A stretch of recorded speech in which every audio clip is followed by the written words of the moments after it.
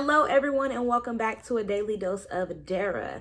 This is an episode where I would like to talk about self-worth, identity, and understanding your true purpose in life. So, if you are new here, feel free to like, comment, subscribe. Stay tuned in for the conversation and just allow yourself to adapt or just to adjust your mindset to the things that you hear that you think are purposeful. And if you don't like it, take it with a grain of salt, because this is my opinion. This is not something that you have to believe, you have to change your mindset on, or anything like that. So yeah, I'm glad you're here. And if you haven't already, let's do an activity together. Let's say one positive thing that you love about yourself in a form of an affirmation. The easiest way I like to do this activity is to start off with an I am statement. So I'll go first. I am beautiful from the inside and out, and that radiates a light and joy across my path and everyone else's path that I encounter. Now, that was a long one, so you can cut that up into just starting off where I am beautiful, and just say it 3 times, comment it 3 times, just so you get comfortable saying something positive about yourself and loving yourself kindly and generously with affirmations. So if you did the activity, thank you. And I'm so glad to have you here. Now, for those that are new here, I am your behavior. I said your. Only if you want me to be. No, I am a behavioral health coach. So I meet with clients throughout the day, and I teach people how to be self-sufficient through learning coping skills that works for them and embodying who they are. And this brings me to the first topic, which is knowing your self-identity. So for some people, you may be asking the question, how do I really know myself? I've heard someone say, you don't really ever know someone. Well, it's okay if you never truly know the good, the bad, the ugly, the ups, the downs, the lefts and rights of what makes up a person, right? It's okay if people keep some things close to their heart or near and dear that they don't share every single detail with you about. That's okay. It doesn't mean they like you any less. It doesn't mean that they don't trust you. Sometimes things are very, very personal, and they may only be talked about with like a therapist or someone that's known them for a long time. It just depends on the person. And as we go through this journey of healing, because that's why I'm doing this, so I can heal and document my healing journey, and hopefully you all or anyone else that that you share this video with is able to relate to this or just take some nuggets of knowledge from this experience. So with your identity, knowing yourself, from my experience in my own life and things that I've encountered, it starts with spending time with yourself. Sometimes when you're going through life, if you stop, like that saying says, to smell the roses, you notice that you don't even know what's around you. And if you look around you right now, think about it. Where are you right now? Are you sitting in a home? Are you in a house? Are you alone? Are you outside? Are you inside? What do you recognize? What color patterns are around you right now? Who do you talk to on a daily basis? Who are the top 5 people that you spend time with? Do you journal? Do you enjoy doing that? What was your favorite thing to do as a child? Do you like roller coasters? Is your favorite thing to eat ice cream? Can you not eat dairy? What makes you you? And then if we dive deeper, are you all okay with that? Can we dive deeper a little bit? What have you experienced? Did you go through any trauma that changed how you thought?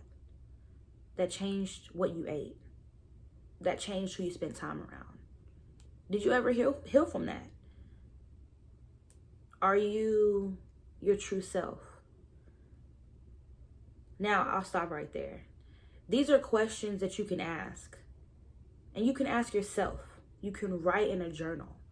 Write note to self. And you can really ask yourself these questions and answer them yourself. And read them only when you're ready. And when you do this, you'll begin to look at yourself from the outside looking in, right? And then from the inside looking out. And sometimes that's all that we need. A lot of times in this lifetime, I found myself looking around from the outside, looking into other people's lives. But the true power that I've encountered came from when I looked at myself, my own life, my own experiences, the encounters I've had, the paths that I've crossed, from the inside looking out. But you can only dive deep once you experience a shallow level with yourself. And what do I mean by that? When you sit and you spend time with yourself, when you go back to your favorite park that you used to visit as a child, when you talk to that loved one that you haven't talked to in a long time, certain things like that can be healthy triggers, right? Because we're not here to re-traumatize, ourselves. I'm not encouraging you to do these things if these are negative triggers for you. If whenever these things happen, you have memories that are not so positive, because we want to be a positive support system to one another here. And so let's start with something that's a little bit better, a little bit easier for me, at least, because that's the only person I can speak for. And that's retracing my positive steps. It's doing something that I once enjoyed doing, so I can find out, do I still enjoy those things? What's my capacity to experience those things? And then let's document it, record it on the camera. Let's write those experiences down. Or let's even talk about the thought process. When I just asked you those questions, where did your mind go? What did you remember? And then let's pause. Because sometimes when we're discussing these things and we're evaluating our heart or where we're at the time, it can be a lot. It can be a lot. And just like I did, sometimes we just need to take a deep breath.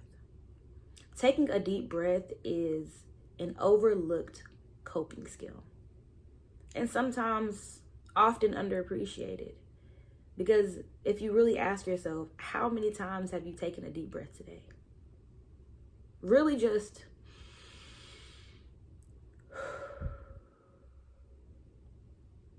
how many times today? Can you even remember when you've taken a regular breath, like in your nose and out your mouth? Just exactly. The small, beautiful moments, the things that I've overlooked or underappreciated are the things that I value the most now, because I see how it clears my brain. If I think of oxygen as a revolving door, right, going in my nose and out my mouth, just really rejuvenizing me, then it's like it encourages me to be healthier and create healthier habits, to get my blood flowing. Sometimes I need to walk outside, and just at the park the other day with my friend, I took my shoes off, my socks off, and I just allowed my feet to experience the ground, the earth, right? To really recenter myself. And that's also another coping skill. And I remember I went to the park with another friend of mine, and we hugged trees. We just went and we hugged a tree, and we gave each other space and time to do that. And it really felt like negativity left. It felt like worries left. And these coping skills, getting sunlight, going to the park, getting vitamin D, walking, deep breaths, these are things that you can try that will help give you a little encouragement to create a healthier lifestyle. So, like I said, there's no one size fits all when it comes to this healing journey. And I'm taking this journey for me, hoping that documenting it, posting it, and creating safe spaces will encourage someone else to do the same thing. Because my journey has been mine. It's been beautiful. It's been exciting. It's been joyful, but it's also been full of some pain and suffering. And my goal through this was to navigate these new grounds, these new waters, and figure out what works for me. What works for me? What helps me? Because I may not control the picture at the end of the journey, but I can decide how I will navigate through to get to my destination. So if you have been watching, if you have been keeping up through this 10-minute long video, I would encourage you to figure out, how do you want to journey through your travels? How do you want to get to your destination, even if you can't decide where you end up? And sometimes in life, you all, we get to decide that part. I just haven't made it there yet. Actually, the place I'm living now, the city I'm living in, the car that I'm driving, these were all things that I wanted. So I guess sometimes you do get to pick where you're headed and pick where you end up. And so that might be the next topic that we talk about, is deciding where you want to go and getting there. This topic was about deciding how you'll be along the way. So I hope that you all have left it with something positive. I hope that you've gotten something great from this video. And I hope that you'll stay tuned for the next episode, because we will just continue to grow together, learn together, and at least create a safe space where we can support one another and love one another. This has been your girl Dara, and I'm so thankful to be here with you today. Peace and blessings. Love always. Hopefully it shines from the inside and out.